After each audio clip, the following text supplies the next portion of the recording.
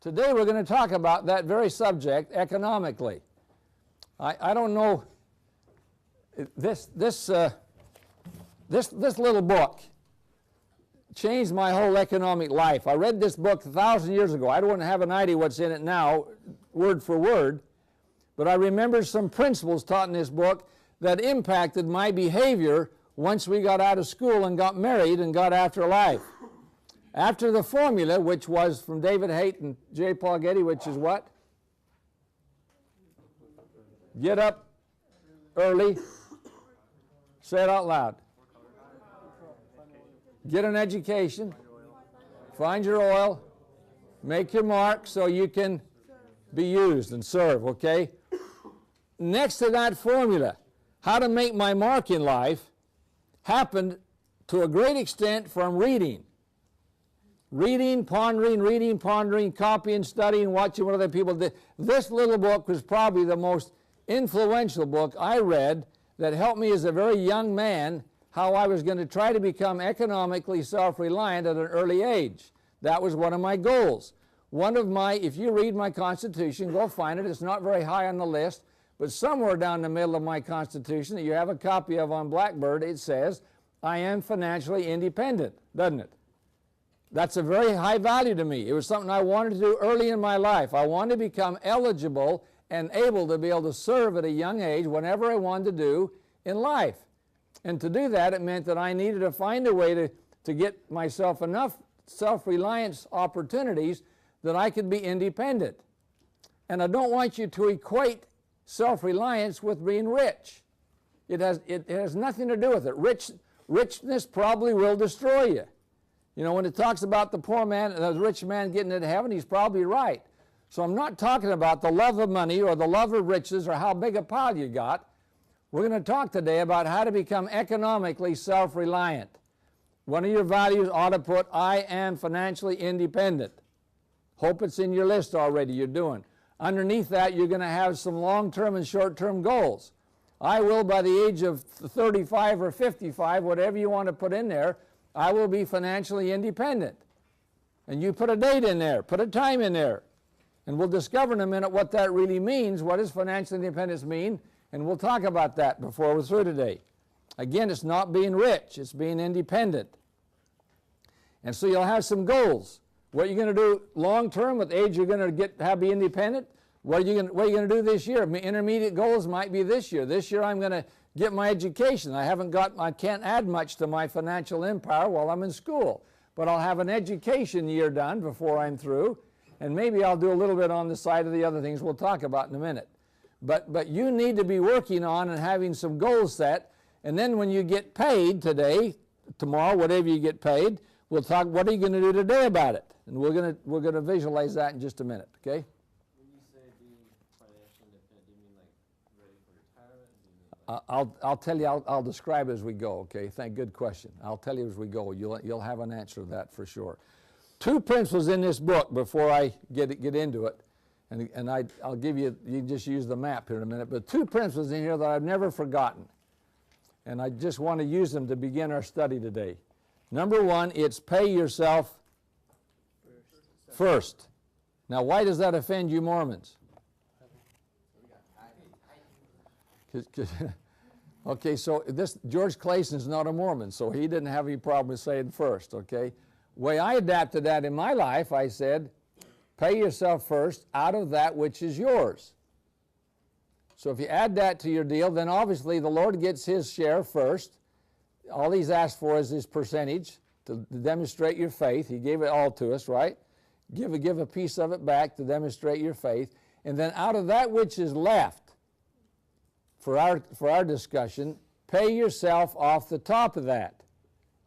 Do you know what? You know that 95% of you, if you're typical, and I'll just use the word American, okay, because I have stats on the rest of you, the rest of the world, but I'll bet it's pretty close. But imagine an American at the age of 65. There is a very small percent of people at age 65 who can lay their hands on even $10,000 cash that they put there of their own free will and choice. that wasn't put there by either by Social Security or a pension plan or a 401k plan of their employer. Out of that which they had control over, only a handful of people at age 65 have anything in cash. You know why? Because they didn't pay themselves, and we have this need. We have these wants and needs in life, and we never get our needs, our wants filled, do we?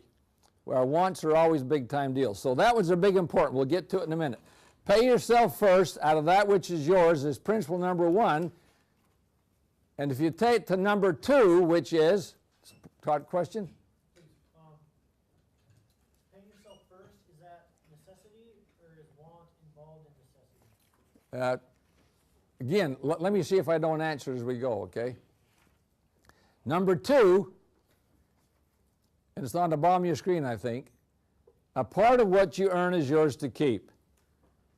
A part of what you earn is yours to keep. A part of what you earn is yours to keep. If you say that enough times, it'll begin to make sense to you.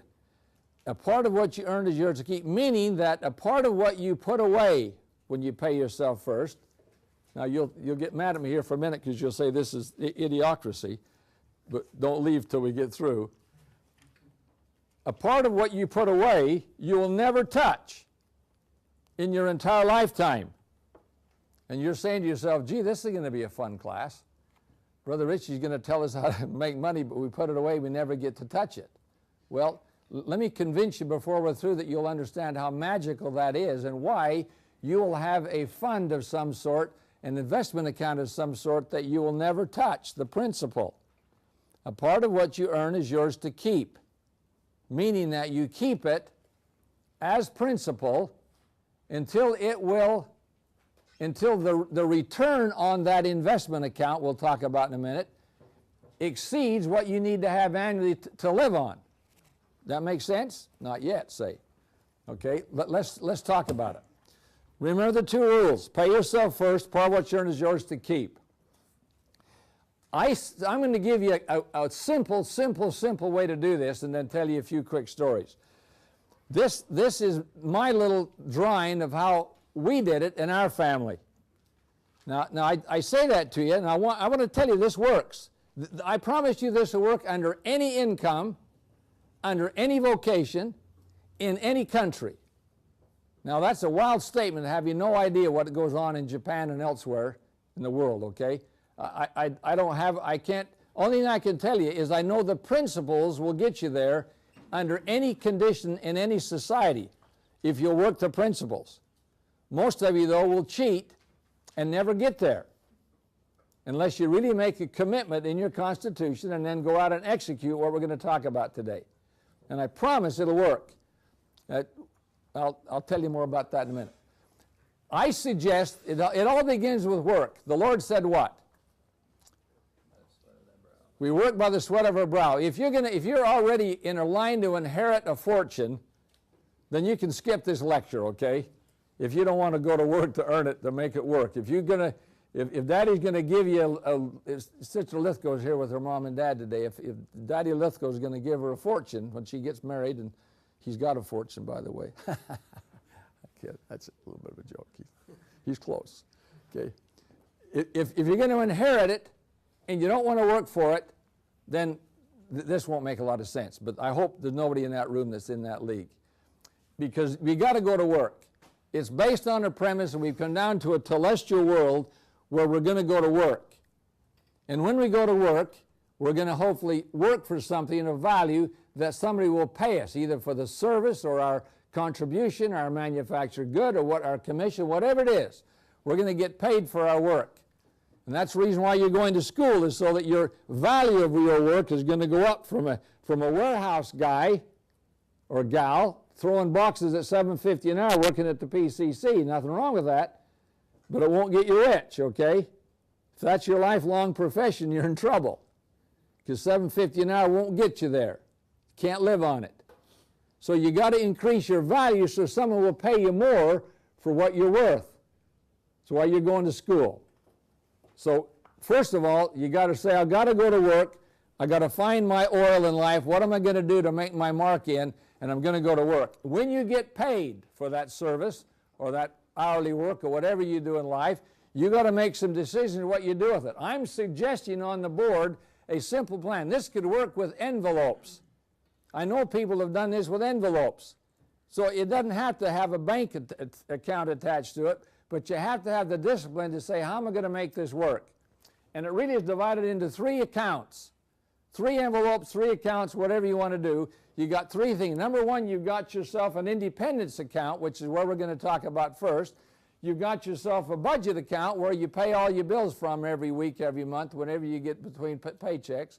And 3, you got a savings account. And the savings account, we're going to divide it into 2 areas. Those things that you have to pay on a non-regular basis, such as Christmas, birthdays, insurance policies, and things you got to save for to pay for, and divide it into things your wish list. Everybody wants a world cruise, everybody wants a yacht, everybody wants a 747 Saudi Arabian jet of some kind, and if you want that, nothing wrong with having it. Long as you save for it out of your savings account, you don't put it on a credit card or some other dumb move, okay? If you save the cash for it over on this wish list, then you're entitled to go buy whatever you want, assuming everything else is taken care of, okay? It's kind of a joke. Okay. Now, again, this could be done all with one account, but don't do it with one account because you'll cheat. I promise you, you won't be able to keep, even if you're a great accountant, you'll commingle of funds, and then it will somehow, when you get a want list or a wish list or a date night, you'll use money that you had saved for something else. So you got to isolate your money. And over on the left-hand side is the key to this. Your independence account is where you're going to build your empire. So off the top of every check you get from this day forth, the rest of your life, you'll put a piece of that into your independence account. Every single check, every commission, everything you do, you're going to take a predetermined percent. Now, while you're in school, that might be 1%. It might not be anything to amount to a hill of beans because you don't have adequate money to go around, but you got to do something even when you're in poverty. You take some percent, as low as 1%, and when you get out of school and if you're single and you got a good job and you might put 40% away, 50%, I don't care, whatever you can budget for to make it work, but you got to do it off the top because otherwise you'll put it into your airplane. It'll go into something you want to go have. You want to buy your own moped instead of rent one, okay? Are you with me? So you put the money over in that independence account because you paid yourself first. Once you put your percentage away into your investment account, then you take what you got, then you figure out your budget. You know what's left. You know what you have left in your paycheck, and you got to go 2 weeks or whatever it is till the next commission or paycheck comes. And so you got to figure out then what do I need to have in my budget, which you put in that middle part, which includes your tithes and offerings, which you've taken out first. And you put that into this checking account, if you will, where you're going to pay your bills. Theoretically, that account will go from riches to rags every time you get a pay period. It'll go from whatever you put in it to zero. Because you're not saving in that account. You're not trying to save in that account. You're trying to exist in that account. And so you say, I got this little bit I got left. And when it's out of money, if you break it down to babysitting, the living expenses, and all the rest, when that money's gone out of that quote envelope, you can't have any more babysitters. No more Friday nights out. No more pizza. You eat the beans and rice until the next check comes. Because you can't rob from this independence account. Why? Because a part of what you earn is yours to keep, Brother Rich, okay? Which means you never can spend it. I'll tell you about in a minute. So you pay money over there, you put your budget account together, frugally as you can live on, so you can put, and then on the right-hand side, everybody has semi-regular expenses. You all want to buy a Christmas present for mom and dad. Christmas comes once a year, except in my world, I whistle Christmas songs all year. But Christmas comes once a year. Your birthdays and your spouse's birthday and your mom's and dad's birthdays come once a year. And when you have something that happens not on a regular budget account, you put that money away. You say, I'm going to spend $100 on Christmas this year. Maybe that's all you got as a student. That means that how much you got to put away every month if you're going to have $100 ready at Christmas? $8.33.33, right? And so if that's what your budget is, if you want to budget and put away for Christmas, you put $8. If you get paid twice a month, that's $4.17 a time. You put over in your savings account to say, I'm going to have me $100 at Christmas. I haven't got to put on a credit card or go without being in rice to get it done. I got to pay car insurance. I got to pay life insurance. I got to pay whatever else it is I'm saving for. And you save that in your non-regular expenses. And then when you won't have room for this wish list yet, but when you're as old as Brother Lithgow or myself, you'll find you start having a wish list. And when you start earning money, really earning money, you can start putting money away in your savings or somewhere. Put it away for those things you really want to have, because you cannot borrow it or get it out of either one of these other two accounts. Are you with me? Independence account, budget account, and a savings account for problems and adversities and everything else that comes up. That takes care of all your problems. So I'm not going to talk at all about those other two. They don't mean anything to me today at all, but these other two really do mean a lot, the independence account. Let me talk about how it works. When you begin to save money in your independence account, first of all, it's paid off the top and you can't touch it. You put it in the savings account. Why won't you want to keep it very long in a savings account today? Pardon? No, if it pays you 0.25 interest, you got a good bank. So it's not paying you anything, is it? It isn't paying you any money, so you can't get rich. The laws of compounding, great rules of life. We could talk all day about compounding and leveraging and doing some kind of things we don't have time to do in a one-shot deal. But you gotta be able to compound your money some way, and you can't do it in the savings account. It's not making you a dime today. So you got to get, while you're accumulating enough money in your independence account to where you can begin to invest in something, you got to be discovering what are you going to invest in. You got to be discovering some of your strengths, going to Brother Wasden's class and doing something where you're identifying some areas where you're strong enough to where you can begin to invest. And they'll all be different. My little world was kind of real estate. I wasn't smart enough to do it in the options, the stock market and stuff. I just didn't make any money there. But I made a little bit of money along the way in having little businesses, the little things I did along the way, and gradually we got to where we wanted to be. But the point is, you got to have some capital to do that. You can't take your business plan idea. You're writing an idea right now, then you put it into a business plan or some kind of a plan in the spring, then you go home. I'll bet you that 99% of your plans you write up are going to take a little education and some capital to start it. Little as it might be, you're going to need a dime or two to get going. And if you can't find investors or friends to help you with that, you're going to have to do it by your own sweat of your own brow, and somehow you raise the $800 you need to start the first lemonade stand. Have I ever told you my Philippine story? Did I tell that? How many remember I got to tell you a Philippine story. The reason why this is such a great story. How many here from the Philippines? I bet you might even know the guy. I don't remember the guy's name, and I heard it when I was in the Philippines last fall, and so I prayed this is a true story. He told me that it was. There's a man who's a member of the church who I think told he was, who had a family in a rural part of the Philippines, starving to death, had no money, couldn't eat, couldn't get enough job or work to even eat. He finally said to his wife and 2 or 3 kids he had, he said, I got to go to Manila. That's where the money is. I got to go see if I can make it. And so he takes what he has, which is $8, $4, whatever the pesos were, 4 U.S. equivalent dollars when he lands in Manila. He is starving, wants to eat, but he only has $4 to start his business, start life. He said, I fasted for 3 days. And at the end of 3 days, he said, I remembered a formula that my family has, a barbecue sauce formula.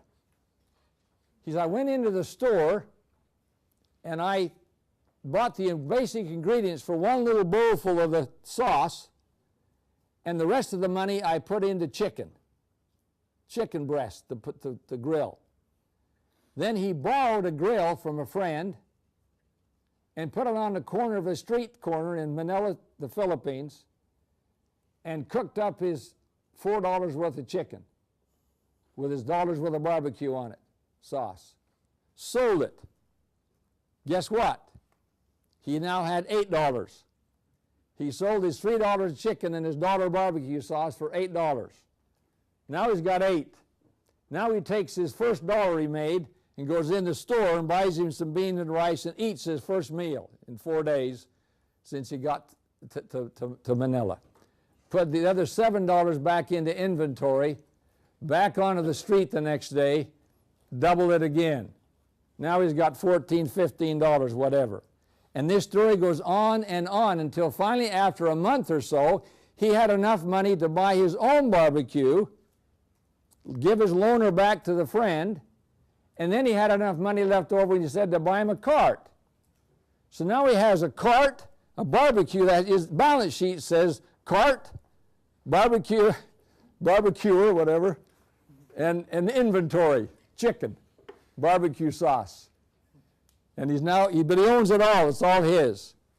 He works it now for another month or two, and other people begin to watch him do this.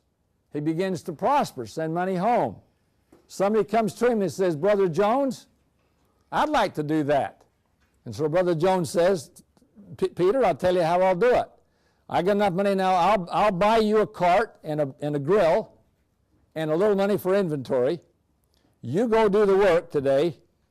And when you come back, you meet me back here at 8 o'clock tonight with what you've made, and we'll take enough money out to get your inventory for tomorrow, and then we'll split what's left. Me for setting you up, you get the half for doing the work. Another friend came to him. Another friend came to him. It turned out within a very short number of years, this man had over 100 barbecues all over the Philippines, wherever. I'm making the story up now as I go, okay? But I know he became a millionaire. he became a millionaire starting off with $4 and an idea. Am I making my point? So you got to have some capital.